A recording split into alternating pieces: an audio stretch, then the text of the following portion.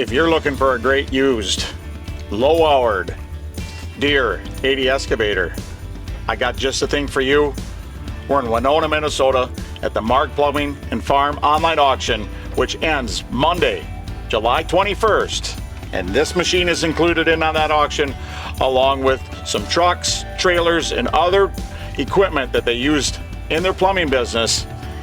They also got a few tractors for you. We got a Leyland tractor, a couple John Deere 630s, and a few more. You want to take a look at those, along with the inventory of plumbing supplies, valves, everything you need. So the bid on this auction that ends Monday, July 21st, go to ProCountryAuction.com.